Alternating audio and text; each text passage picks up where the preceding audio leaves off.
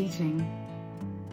I just hate my job. Well, of course we love teaching. I mean, of course we love seeing our students stimulated. Those little eyes light up. They get excited. They're motivated when we feel like we're useful and like we're making a difference. Well, some of the time. Actually, most of the time. On those few rare days that we actually see that happening. In September, we are rocking it. We are full of ideas. We're full of energy. We're ready to rock and roll. Yes. October is pretty good. October, there's a few obstacles in the way, but it's okay. We're moving forward and we really have tons of positive energy. November is fine. It's we're starting to have to test. Well, we're noticing some of those little things that start coming out. And in December, it's full of all kinds of things that we need to organize and parties. Of course, we've got to get all of those last tests in. Of course, right around the corner, we have to give a lot of marks. It's okay. I mean, it's actually always a fun time of the year. We can't wait for Christmas holiday to come because we know that we're going to get lots of rest. Or are we?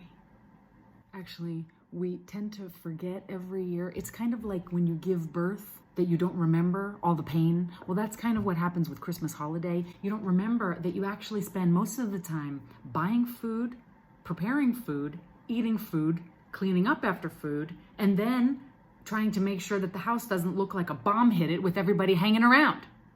We almost can't wait to go back to school. So then we go back to school and the days are really quite short and it's pretty cold. We can't get outside so much. Some of our good self-care routines kind of go out the window.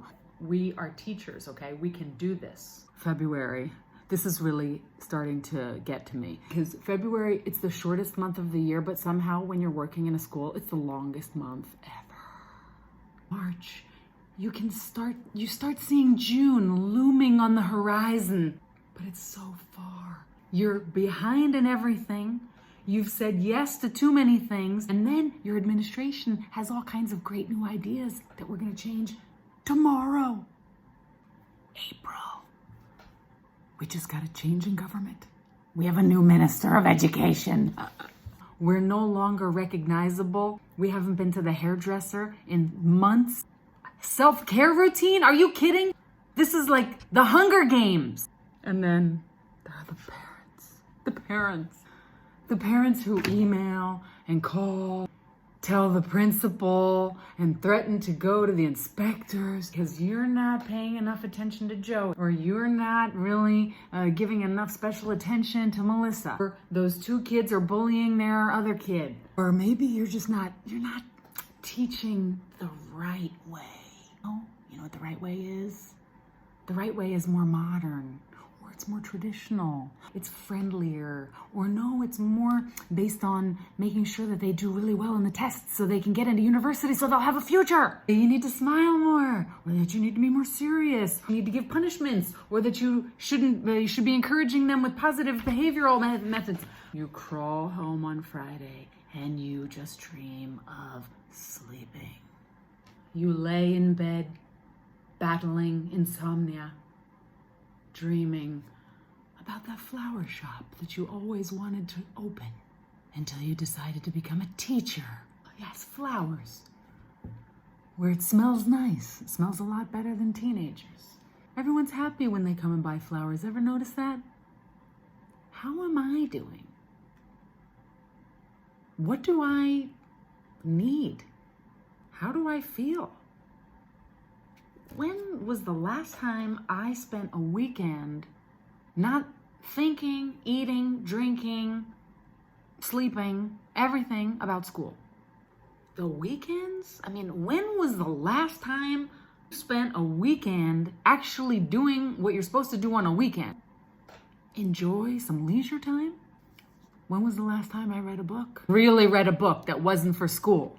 Maybe I should have listened to my father and gone into the family business. Why do I get headaches every Sunday afternoon? I'm okay at school, and then I come home and I'm so irritable. My kids completely disappear the moment I come in the house. They say that they can tell by the way I throw my keys in the dish what kind of a day it's been. Why did I even sign up at the gym and never go? How did I ever get myself in this situation? And I have to do this for 40 years? I mean, I love my students, don't get me wrong, I love them, except for when I hate them. They're trying to find a way to sabotage everything that I try to do. They smell funny. They never bring their books. They're stressed, they're anxious, and you just want a way to help them, but you have so much curriculum to teach for this darn final exam. So much pressure to be a policeman, a judge, a nurse, a psychologist, mother, a father, a friend, sanitation worker. I had no idea that this job was going to be like this. I have some good news for you. You're here now, and you're giving yourself a gift. You're giving yourself the gift of time for yourself, to reflect on your profession, to reflect on you yourself as a person. You're giving yourself space. You're giving yourself some geographical distance from your normal life so you can look back at it with fresh eyes. You're giving yourself the opportunity to talk to other educators from all over this globe, to talk about the things that really matter to you, the things that worry you, the things that excite you, the things that motivate you, the things that trouble you, but that also give you hope. This is what we are here to do together this week. And so our journey will start with that.